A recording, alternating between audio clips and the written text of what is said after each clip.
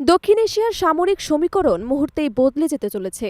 একদিকে পাকিস্তানের সেনাপ্রধানের সরাসরি পারমাণবিক হামলার হুমকি, অন্যদিকে ভারত আকাশ, সমুদ্র এবং মহাকাশে শক্তি প্রদর্শনের ঝড় তুলেছে।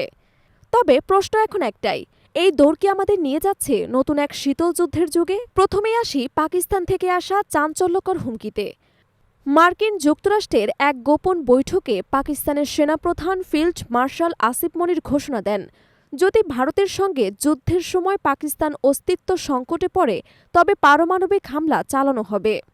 শুধু তাই নয়, ভারতের জলসীমা চুক্তি নিয়ে বিরোধ হলে ভারতের বড় শহরে একসঙ্গে 10টি ক্ষেপণাস্ত্র হামলার হুমকি দেন তিনি।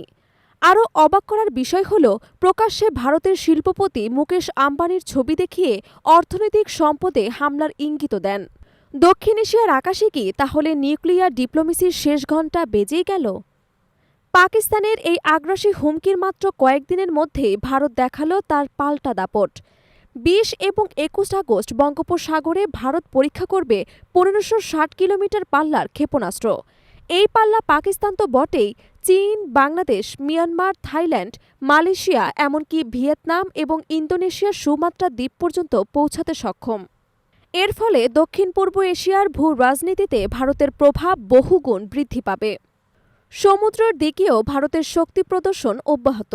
ভারতীয় নৌবাহিনীর সর্বশেষ স্টিলথ ফ্রিগেট INS তমাল 7200 কিমি সমুদ্রপথ পাড়ি দিয়ে মরক্কোর ক্যাসাব্লাঙ্কায় পৌঁছে দিল বার্তা, ভারত শুধু ভারত মহাসাগরেই নয়, আটলান্টিক রুটেও তার উপস্থিতি জানাতে প্রস্তুত। 150 মিটার দৈর্ঘ্যের এই জাহাজে আছে আধুনিক ব্রহ্মস ক্ষেপণাস্ত্র, সমুদ্র থেকে সমুদ্র এবং সমুদ্র থেকে আকাশ অস্ত্র। এবার আসি ভবিষ্যতের যুদ্ধশিল্পে ভারতের মহাপরিকল্পনায়। মহারাষ্ট্র থেকে অসম পর্যন্ত গড়ে উঠেছে দুটি নতুন প্রতিরক্ষা শিল্প করিডর। এখানে তৈরি হবে ক্ষেপণাস্ত্রের নকশা, যুদ্ধবিমানের যন্ত্রাংশ, সমুদ্র থেকে মহাকাশ পর্যন্ত ভারতের নিজস্ব অস্ত্র ভাণ্ডার। তবে অনুমান করা হয়, এতে আগামী 5 বছরে 5000+ কর্মসংস্থান এবং 400 কোটি টাকার রপ্তানি হবে। আর দীর্ঘমেয়াদে এটি ভারতের প্রতিরক্ষা অর্থনীতির মেরুদণ্ডে পরিণত হবে।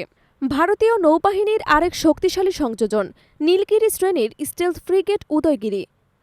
150 মিটার দৈর্ঘ্যের এই যুদ্ধজাহাজ শত্রুর রাডারে প্রায় অদৃশ্য।